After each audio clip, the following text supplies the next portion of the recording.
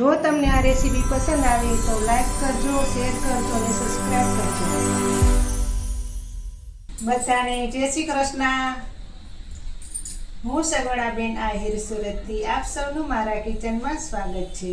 આજે આપણે બનાવીશું બટેકાના ફરાળી અપે.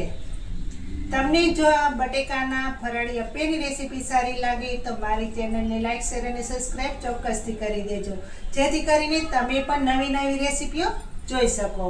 તો ચાલો બટેકાના ફરાળી અપે બનાવવાની શરૂઆત કરીએ. આપણે સરસ મજાના ફરાળી અપે બનાવવાના છે. તો તેના માટે અહીં મેં એક વાટકો જે સામો કહીએ તે લીધેલો છે. તેને પહેલાં આપણે ધોઈ લેશું અને 1 કલાક માટે પલાળવા મૂકી દેશું. સૌ પ્રથમ તો પહેલાં આ સાંબાને પાણીમાં નાખી અને સરસ મજાનો ધોઈ લેશું.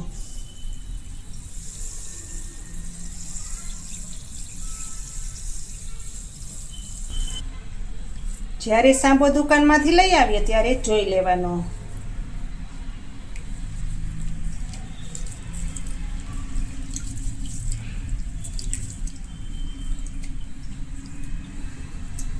આપણે જો બટેકાની સૂકી ભાજીથી જો ગેસની તકલીફ રહેતી હોય તો તમે આ રીતનો સાંબાના અને બટેકાના અપે બનાવીને પણ ખાઈ શકો.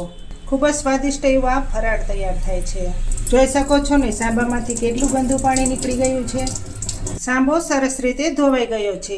જેમ સાંબાને ધોઈએ તેમ એકદમ વાઈટ થઈ જાય છે. હવે આ સાંબામાં આપણે પાણી નાખી અને 1 કલાક માટે પલાળવા મૂકી દેશું, જેથી કરીને સાંબો સરસ ફૂલી જાય.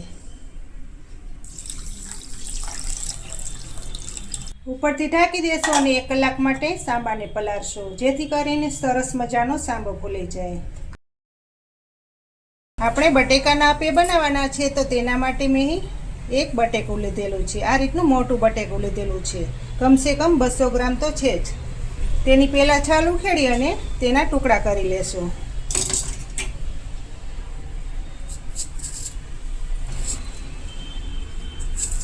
આ રીતે ફરાળી અપે બનાવવામાં કાચા બટેકાનો જ ઉપયોગ કરવાનો. હવે ટુકડા કરી લેશું ને તેને આપણે મિક્સર જારમાં પીસવાના છે.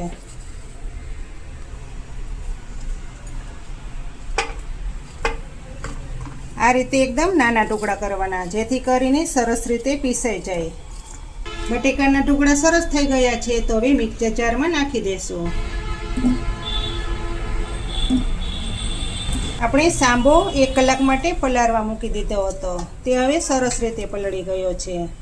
હવે જે વધારાનું પાણી આપણે સાંબામાંથી કાઢી લેશું. સાંબાને 1 કલાક પલાળશો એટલે એકદમ સાંબો પોચો થઈ જશે. તેને મિક્સર જારમાં નાખી દેશું. બંને વસ્તુને સરસ રીતે પીસી લેશું.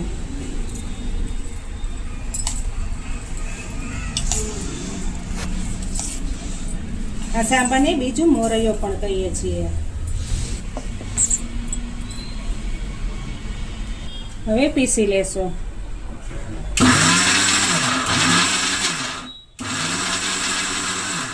એકદમ દરદરું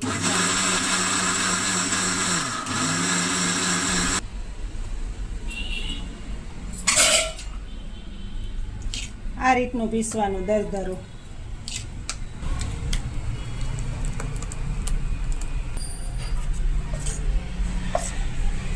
હવે આ બેટરમાં આપણે બાકીના મસાલા કરીશું. તેમાં અડધી ચમચી સિંગમ મીઠું નાખશું. તમે ગમે તે મીઠાનો ઉપયોગ કરી શકો, જે ખાતા હોય તે. અડધી ચમચી કારા મરીનો પાવડર નાખશું. અહીં મેં તીખા મરચાંની પેસ્ટ બનાવેલી છે તે નાખશો. આ બધી વસ્તુને સરસ રીતે મિક્સિંગ કરી લેશું.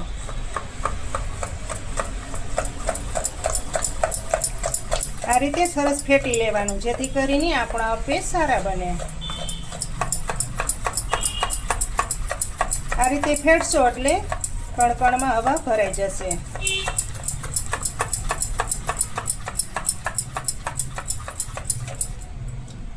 આમાં બીજા પાણીનો ઉપયોગ નથી કરવાનો.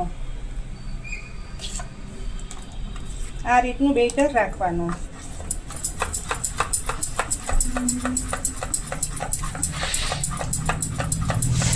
બેટરમાં આપણે અડધી ચમચી ઈનો નાખી દેશું. ઈનાની જગ્યાએ તમારે બેકિંગ સોડાનો ઉપયોગ કરવો હોય તો પણ તમે કરી શકો. થોડોક લીંબુનો રસ નાખશો.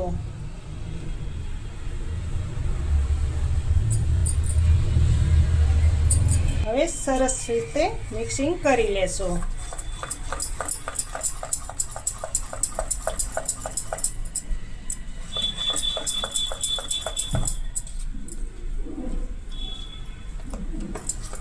અત્યારે લગભગ બટેકા ખાવાથી ઘણાને ગેસ થતો હોય છે. જોઈ શકો છો ને, ઈનો નાખ્યા પછી બેટર એકદમ ફૂલી ગયું છે. તો હવે અપે બનાવવાની શરૂઆત કરશો. હવે અપે બનાવવા માટે મેં અહીં અપેની લોઢી લીધેલી છે, તેમાં બનાવશો. અપેની લોઢી ગરમ થઈ જાય પછી ગેસ ધીમો કરી નાખવાનો. હવે બધા ખાનામાં તેલ નાખી દેશું.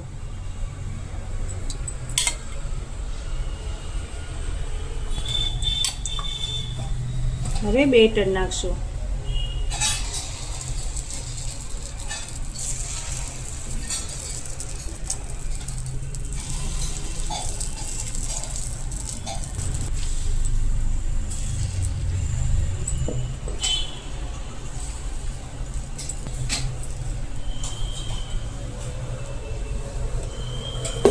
ઉપરથી ઢાંકી દેશું અને ધીમા ગેસ ઉપર આપણે પાકવા દેશું, જેથી કરીને એકદમ ક્રિસ્પી બને. જોઈ લેશું. જોઈ શકો છો ને, ઉપરથી એકદમ ક્રિસ્પી થવા આવ્યા છે. તો હવે ફેરવી લેશું. આ રીતે ફેરવી લેવાના.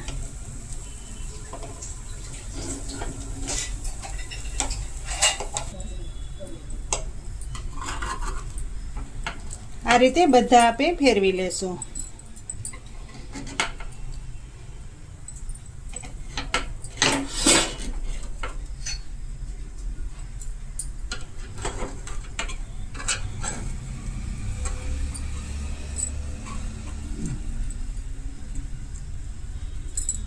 ઉપરથી પણ તેલ લગાવી દેશું, જેથી કરીને એકદમ સરસ પાકી જાય.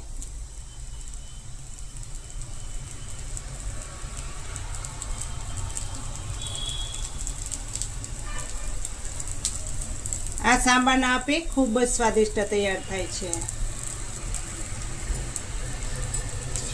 આ બાજુ પણ ધીમા ગેસે જ પાકવા દેશું.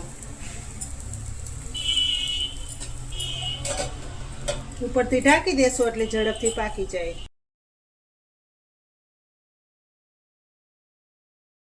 હવે અપેને જોઈ લેશું.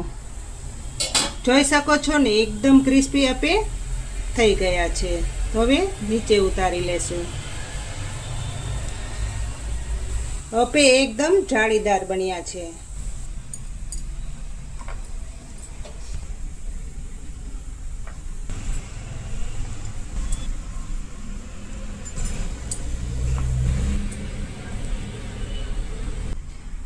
આ બટેકાના અને સાંભારના અપે ગ્રીન ચટણી સાથે ખાવાની ખૂબ જ મજા આવે છે. તો તૈયાર થઈ ગયા છે બટેકાના ફરાળી અપે. તમને જો આ ફરાળી અપેની રેસીપી સારી લાગે તો મારી ચેનલને લાઈક, શેર અને સબસ્ક્રાઈબ ચોક્કસથી કરજો, જેથી કરીને તમે પણ નવી નવી રેસીપીઓ જોઈ શકો. ફરી મળીશું એક નવી રેસીપી લઈને. ત્યાં સુધી જય શ્રી કૃષ્ણ, જય માતાજી.